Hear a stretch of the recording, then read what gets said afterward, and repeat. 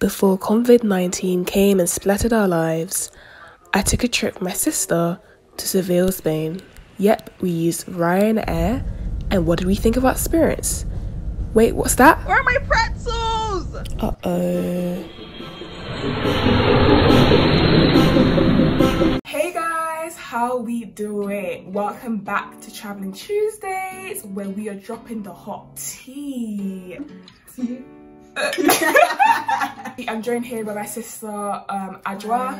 In 2020 we're not basic people anymore, and so you know, when you're dropping the tea you gotta drop it in different flavors. What flavors are there? You've got peppermint, strawberry, you got green tea, you got English breakfast, Earl Grey, you got that's mommy's Earl favorite. Grey, yeah, you got cinnamon. Today the tea we are drinking is Puka Vanilla Chai. Ooh, okay. If you're interested, this is it. And actually I chose this out of the tea cupboard because at the back it says, "Soar on Mother Nature's coattails, climb on her back, she's ready to lift you up." Ooh, okay. Because today we're talking about flying, and my sister, it was her first flight without my parents booking it. For her baptism into the independent flying world, we're drinking the tea. All right. Cheers. Cheers. As mentioned, we took Ryanair to Seville in South Spain, and we're just gonna review them today. As you know, for all my videos, I have 5 criteria. 1, we're gonna be reviewing the customer service before the flights, the customer service on the ground, baggage allowance, all the stuff that you do, you know, interacting with the airline before you get on the flight. Then we're gonna be 2, reviewing the punctuality. Was the flight delayed? Who likes sitting in the airport for 3 hours? Yeah, not me. Then 3, the customer service on board the flights. How was the cabin crew? How were you treated? Did you think it was good customer service? 4, we're going to be looking at the comfort. Could you recline your chair? Was there leg space, entertainment? And then 5, we're going to be looking at the food on the plane. So those are the 5 criteria. Before we get into the review, let's talk a little bit about the price. So a lot of us, when we're flying, we're not looking at what type of plane we're about to take. The reason why I don't include plane kind of numbers into my reviews, because a normal person is not thinking, I'm about to take the Boeing 778/36 or the Airbus 270. You know, you're thinking, when you're thinking about flying, you're not thinking about actually the type of plane you're going to take. You know that it's either going to be a Boeing, an Airbus, just a normal commercial plane, right? What you're thinking about is the price. A lot of us is convenience. We just want to get to a place the cheapest way possible, you know what I'm saying? A lot of you guys, the defining factor of whether you go on holiday or not is actually how expensive that flight ticket is. Ryanair is definitely a budget airline. Ryanair is like, yo, I want to fly, I have no budget, like Ryanair, what you got for me?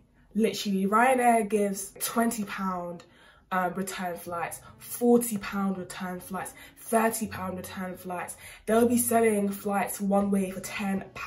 Wow. What? It's so shocking.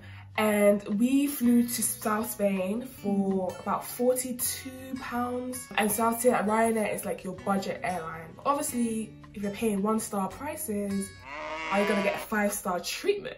Well, you're here to find out. Number 1, customer service on the ground before the plane. How was it for you? I'd say it was pretty quick. There wasn't any problem. I think the only time when we actually got contact with the people on the ground was when we went to the flight. Ryanair, where are you running? Why are you running?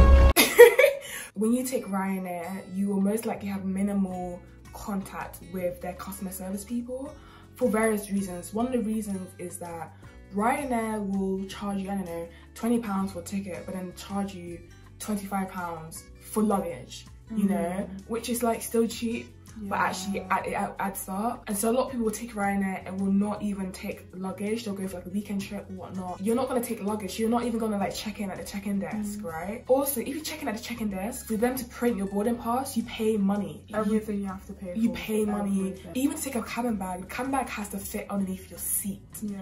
Your free cabin bag for Ryanair is either handbag or it's a backpack. If you want to take a cabin bag that will fit in the overhead lockers, you literally have to pay for that.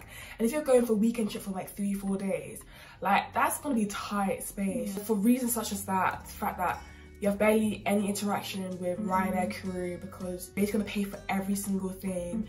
So you end up just going to the airport, going through security and meeting them at the boarding gate. For that, I think we gave them 4 out of 10. Definitely a 4. Number 2 is the punctuality of the flight. How was it? I think they were quite punctual. In fact, I think they were early. I agree. There was a lot of rushing from the get-go, from the start, when we got to the airport and when we got onto the plane. Yeah. It was really, really quick. Got on board on time. We got onto Seville on time. As for punctuality, it was smooth. So we give them 8 out of 10 for that. Now moving on to number 3, which is customer service on the plane. You know what? I didn't even have that much interaction with the cabin crew. Yeah, they don't talk to you unless you want to buy food or you have a problem. But no. They just did what they were meant to do. They stood there. If there are any problems, which, I mean, in a 2.5-hour flight, I don't really know. There's not going to be a lot of problems. It's not a very, I don't know, eventful flight. Just get to your destination, basically. I feel like that's what Ryanair is about, just get to your destination. 7 out of 10 for Ryanair for customer service. So number 4, the comfort. What did you think? Not very comfortable. You can't recline your seat. And I'm thinking, like, if you're on a, I mean, thank God it was a 3-hour flight, but even a 3-hour flight, by the 2nd hour, my neck was hurting, there was no pillow, so you couldn't really sit back and relax. It was sort of like, you're in one position for 3 hours, and that's very uncomfortable. It was kind of tight, you know, sardine economy leg space. And then the fact that they force you to even cramp up your own leg space with your own cabin bag, like that for me, is a bit ridiculous. So you have to pay extra to sit with family.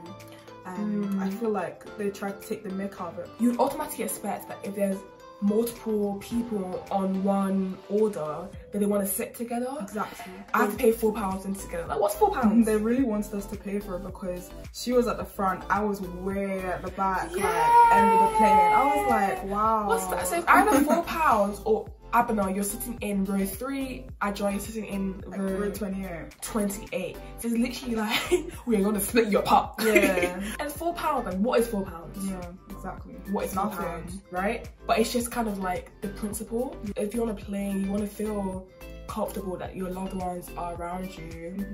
It doesn't really help for comfort and also just for customer service, I think. So what would you give them? 3? At least you have a seat, literally. At least you have a seat. The seat, the basic requirement, and that's it. So finally, 5 is food. I personally didn't even get me started. Oh, okay. It's deep. It's deep. Why? The food was atrocious. On the way there, I didn't have any of their food, but I think what shocked me was you had to pay for the snacks.